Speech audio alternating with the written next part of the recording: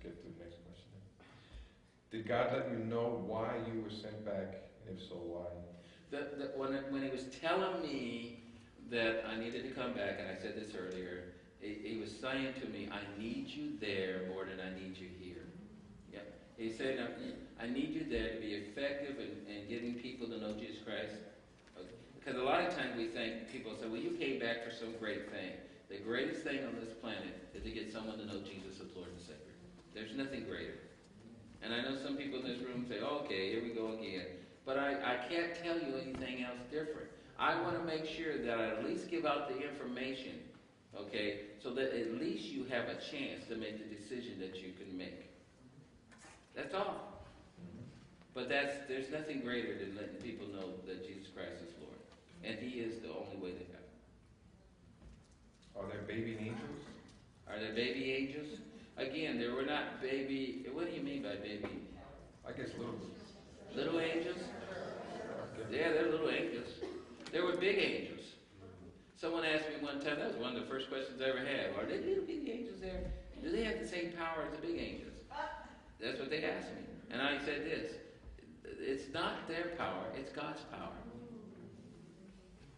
That's whose power. It doesn't matter if they're big or they're small. If God's working through them, they got power. Just like on this planet, us that know Jesus Christ as Lord and Savior. It doesn't matter how big we are, how small we are. If God's working through us, we got power. Can we pray for those that have gone ahead not knowing where they are? You can't pray for them. You what? You can't pray for them that have gone ahead. You understand? I mean, that's a done deal. They've met their maker, as we would say. Okay? If you want to know where they are, you can ask. Your Father loves you enough that He will let you know. Does God favor some over others in heaven? No. Everybody is number one. There is no number twos in heaven. Our threes, our fours. There's nobody in the front of the line and there's nobody in the back of the line. Everybody's in the front line. And I know someone said, well, how can that be? He's God.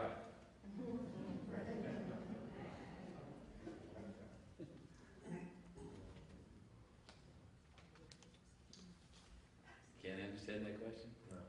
I can't even figure out how to rephrase it, unfortunately. We've had a lot of questions about, babies' miscarriage and abortions, are they in heaven? And pets.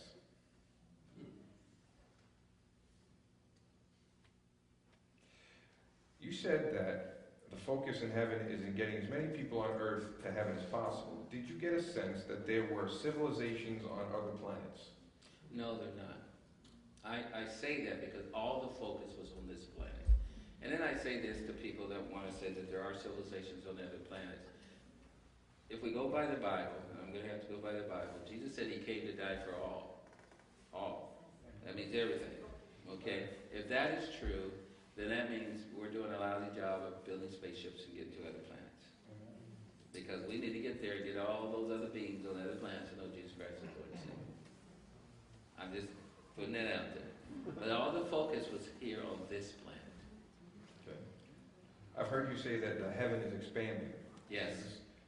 How does that affect us on earth? It's coming in closer. And so, paint that picture. What does that mean? What do you actually see, when you say that it's Did I say closer? that? Well, you got to understand where we sit. We don't sit where we think we sit. We think heaven sits way out there, and we sit way over here. Heaven is all around us and around this blackness. It literally circles this entire blackness. Our universe, our galaxies, and what I call outer darkness. It's circled. And it's coming in. Like something would be pressuring in like this from every side. That's what's going on. And so is there any effect on the darkness if they're getting compressed and squished? Yeah, the things that are motivated by the darkness, which we call demons, those type of things, would be like me cornering a pet in the corner right there that's scared. It's going to come out fighting every which way it can. Is that why the Bible talks about in the end times? There's going to be all these horrible things that are going to happen in the love of many. You're going to grow cold and people are going to be selfish and Yeah, it's just because it's getting pressed into a corner. Can the way things operate in heaven also be duplicated here on earth? Yes, they can. And what is the conduit? What's the thing that makes that possible? Well, what makes it first possible is when we become born again, us that believe in Jesus Christ, God indwells on the inside of us. He sends His Holy Spirit. That Spirit brings that ability to be able to move in that realm, in the sense of heavenly realm, on this planet as it is there.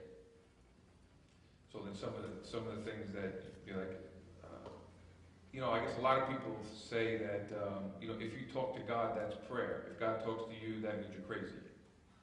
Yeah. The world will say that right now. And God said to me, and people are like, are you crazy? God's talking to you? Mm-hmm.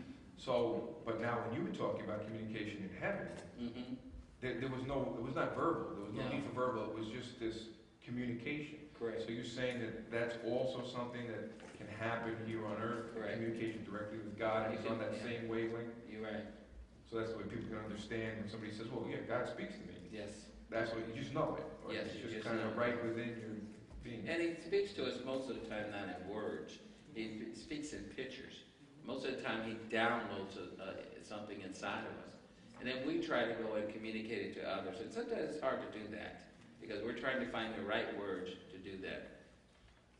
Do you think that maybe God is downloading stuff to people and they don't know it's Him?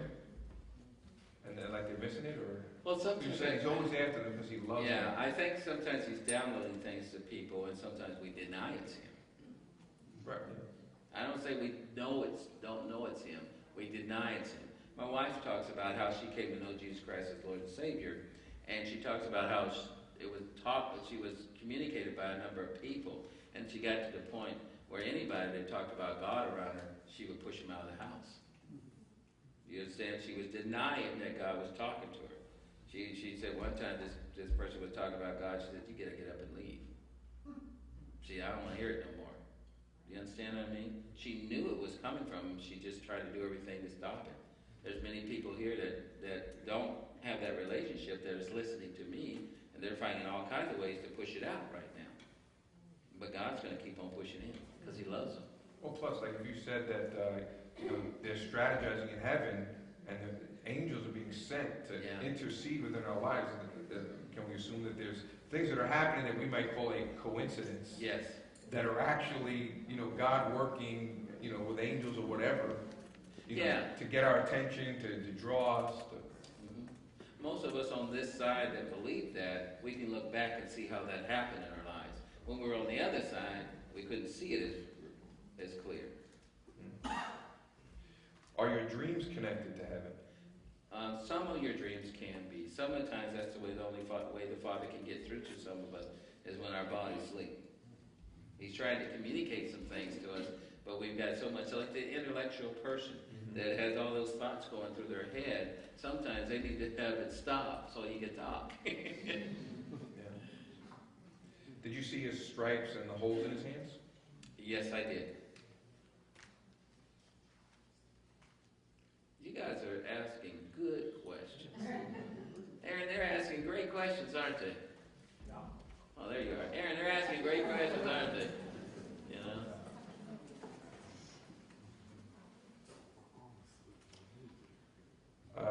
I have a 19-year-old son that went home to be with the Lord last year. Does he have to experience the pain in seeing us grieve, even though we do so with the knowledge that we will see each other again? Well, first of all, he's not experiencing the pain. He wants them there. He wants them there. He knows, having them there, that they will never be separated ever again.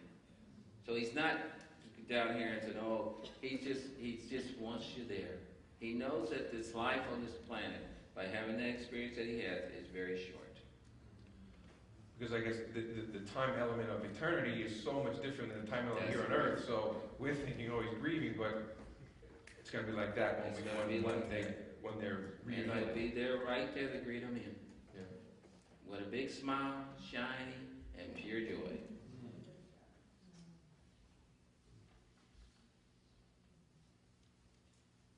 Yeah, same question. actually reached the end of the questions. Praise God. Let's see if I have it. I got everything. Well, unless somebody has another question, you can certainly stand up and ask it, if you'd like. Yeah, I didn't want to ask it.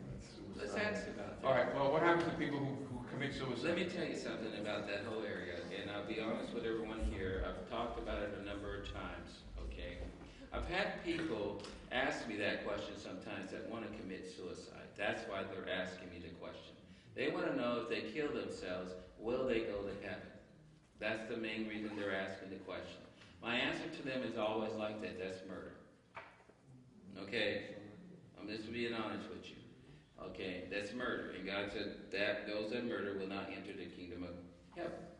That's the way it says it. Again, I have to put this in there. God knows the heart. And I tell no one never to take a chance. We have assisted suicide in our state. It's legal for the doctor to help someone commit a suicide in the state of Washington. Okay? I had a friend that had MS, and it was progressing. I was praying for her. We see some progress. She go back. I was praying for her. She was looking forward to the day that when that law would be enacted so that she could take the pills and kill herself. You guys hear me? Her name is Joe. I said to Joe, Joe, I have to be honest with you. You are taking a gamble. You're rolling the dice. That's what I said to her. So Joe decided that she would not take the gamble. About a year later, she passed on to be with Jesus. I know where she is. You understand what I'm saying? Now, I do say there are sometimes people that are mentally disturbed. They have a mental issue. Okay, only God knows what's mental. Not everything that we call mental is mental. Do you guys hear me? I was in the mental health field. I know we give out a lot of drugs for a lot of things because we believe in the drug will be less of a detriment than the actual thing they're going through. But it's still a detriment. Okay? And there are people that are there that are mentally, God knows who they are. And they've committed probably what we would call suicide. Only God can judge in that area. I can't. Do you hear what I'm saying? Okay? So I just say that to you so that you understand that in the case of suicide, I just want somebody to know. I have to say, if you kill yourself, it's murder. If it's murder, you won't go. I have to. I cannot put a gray area there. Cannot. Yes. Can I ask a question? I had asked you a question last night. I was with Eric, hold that question just for a second because I'm just on time. Oh. And we're gonna close up our video so that we just finish with the questions. But we want to thank everybody that participated tonight, especially our special guest, Dean Braxton. And we just encourage you as you pursue this road of discovering what life is really after death, that you would find the answers to your questions. So we just thank you for taking the time to share with us tonight.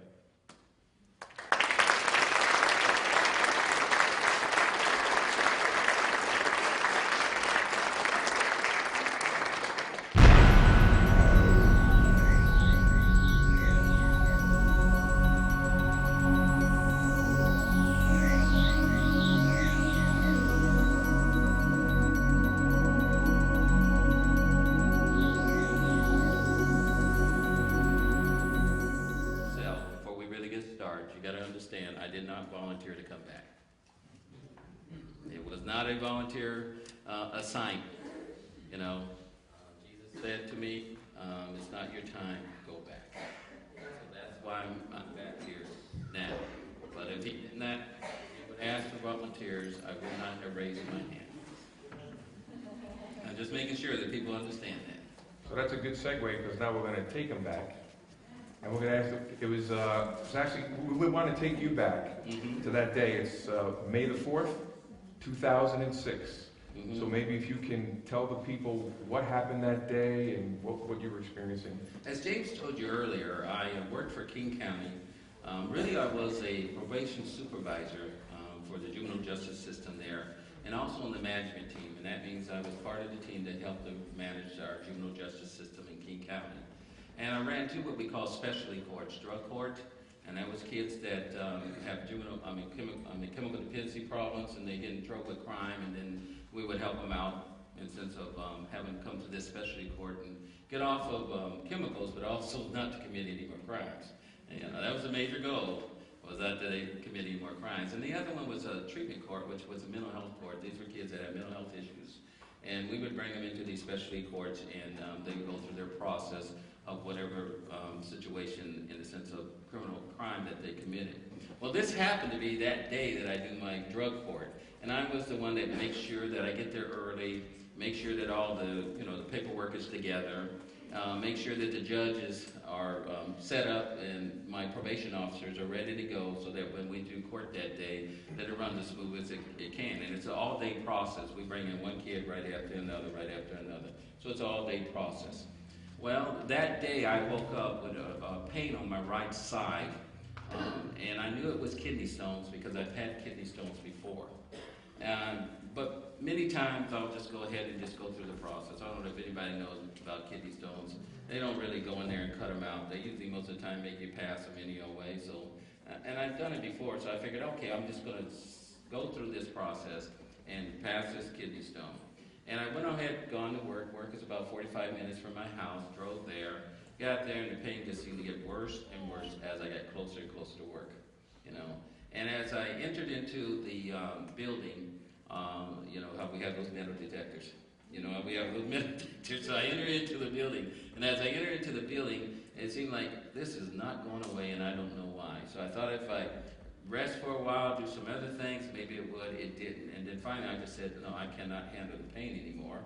And I left work, came back home, and then finally ended up in the emergency room. And when I went into the emergency room, I told them that it was kidney stones right off the bat, because I knew what they were. They put me into a room, they diagnosed this, they gave me the x-rays, and they came back and said, no, you have not only one kidney stone that was stuck up on the right side, which was causing the most pain, but you literally have a bunch of kidney stones on both sides of your kidneys. And so they decided that that they would offer that they would blast the stones. Any of you ever had kidney stones? Anybody out there? You don't want to raise your hand, do I? Well, you that never had it, and the males will probably never have grasp that the women can. Now, I don't know if this is true or not, but I've been told it's like being pregnant and having a baby. That's what I've been told. I can't tell you if that's true or not. I've never been pregnant, and I've never had a baby, okay? So, but that's what I've been told. And so the doctor decided that since their machine for blasting kidney stones goes around from the local hospital to hospital to hospital. They don't have it in one hospital. And so that next day, it just happened to be coming to that hospital that I was at. And so they decided they would go ahead and blast the stone the next day. They were going to keep me overnight. They were going to give me some antibiotics because I had a kidney infection also. And, if you know what an infection is, it's really poison within your body. And so they were giving me these antibiotics to kill off the poison and get the infection under control. And the next day, when I woke up, my wife is in the medical field. She's been in the nursing field for a long time. She was there, and she took my temperature. And when she took my temperature, it was 104. Okay. She brought it to the doctor's attention, but for whatever reason, he overruled the decision not to do the operation and went ahead and did the operation anyhow way of blasting the stones. We found out later in the medical records that when they blasted the stones, they literally pushed the poison throughout my bloodstream. Okay, and so my system started shutting down. That's what happened. And I say system because, hey, what do you mean? Your lungs started shutting down? Yes. Your kidneys started shutting down? Yes. Your heart started shutting down? Yes. So anything that was keeping this body going started shutting down because it became poison. That's the sepsis, right? Sepsis. That's what they call it in the medical terms. Yeah. The sepsis. And so one of probably the bad things that happened is no one went back to really check to see what happened. The doctor that actually did the operation, he was taken off the case real quick. A new one was put on called a critical care doctor, and he was trying to make diagnosis off of information that he didn't have. went back and really checked the medical records. So I was getting worse and worse as time was going on. And literally what happened is my lungs stopped operating, and then my heart stopped. And the way that they say it in the medical records, because we have them, they called it prolonged cardiac arrest. And they said for about an hour and 45 minutes, my heart stopped beating. Okay? And so some people have asked me over the time frame, well, did they say that you really were dead? Did they pronounce you dead, get the death certificate out? I said, no, they just said my heart stopped for an hour and 45 minutes. Okay? And I can tell you. Details. They call it prolonged cardiac arrest. And I really believe there's a number of reasons they wouldn't say that, because they had made some mistakes. And there was some trying to cover up here. You know, I'm not against the medical doctors or anything like that, but these guys have made some mistakes, and they were doing everything they can to limit the liability. You understand? Even when we got the medical records, the doctor that actually did the operation that really caused this to happen, he wrote in his report that I went home the next day a very healthy person. Well, he was right. I did go home. And I was healthy. You know, but the bottom line was this, that he never did want to change it, but all the doctors around him told the real story. So when we got the medical records, we got about 5 or 6 doctors that said this is what happened, a couple of nurses, and then all the other things that we could get. So this is something that's documented. This is not something that I'm just telling you off the top of my head and giving you an interpretation of what happened. We found out through the medical records, because of this poison going through my body, that 29 different things shut down. And anybody that's in the medical field, it's in the book. I put it in there mainly because I wanted people to really see that this is documented in the sense. I got it right here. I'm going to read it. Go ahead. It says large amounts of fluid resuscitation for hypertension, poorly responsive, move legs to pain, very cool digits with cyanotic toes, acute renal failure, that's not good. Yes. Secondary to acute tubular necrosis, profound septic shock, prolonged cardiac arrest, CPR 1 hour and 45 minutes, septic shock with urosepsis, respiratory failure, pulmonary infiltrates, edema versus adult respiratory distress, or whatever. So, because I remember hearing your wife give this story, and she said that now you're known like as the miracle man of Tacoma. Yes, yes. Because obviously, I mean, I unfortunately know somebody who, a young man in his 30s, had an operation on his knee, got a sepsis from the operation, and at 39 years old, he died. Yes. And so here you are, all these things shut down in your body. So what happened to your body now? I mean, as a result of this horrible thing that happened to you? Well, the 29 different things is what happened to it. Yeah. You look okay. Yeah, anybody. Yeah. Are you okay? Yeah, I'm okay. I'm very much. So that's 29 different things that really, not only did you go to heaven and come back, but you came back totally healed. Totally healed, correct. Yeah, everything was good. Wow. You know, and as he said, they did call me the Miracle Man at Tacoma Journal. Now, the hospital this happened at was in Tacoma Journal. It was another hospital. I was transferred to Tacoma Journal because I had to be put on 24-hour kidney dialysis because my kidneys were not working at the time when they transported me over there. So, yeah, they said that. And when after it happened, you know, the nurses came up to me and said, we usually have poor outcomes with these type of cases. It even was written up in such a way that it's in the medical journals now, what they did, because they really believe they did all these great things, and this is how come. And they worked very hard. You understand what I mean? To do what they needed to do. It wasn't a thing, but I also believe because of the prayers of my wife, you know what I'm talking about, and others that were praying for me, that's really what was the major drive behind me coming back into this body, but not only being back in this body, but being totally healed. And how long were you out? Like, where you had no idea what was going on in the hospital? In which sense? That you had, you know, you weren't lucid, you didn't know what was going on, I don't know. Well, you know, I was going out of this body for about an hour and 45 minutes, okay? When I came back into this body, there's glimpses I can remember here and there because it came up, but just like anyone that they put into this, someone was telling me earlier, they induced me into a coma after a while. Right. Because they had the breathing tube inside of me, and it was doing all the breathing for me. Right. And nothing was functioning. Right, and a kidney machine, like you said. Kidney machine. They would give you medication to keep the blood flow going, and doing that blood flow going piece. One of the most amazing things is that we don't realize this, but certain things about your body that sometimes they believe are not important, and that's your digits, your fingers, and your toes.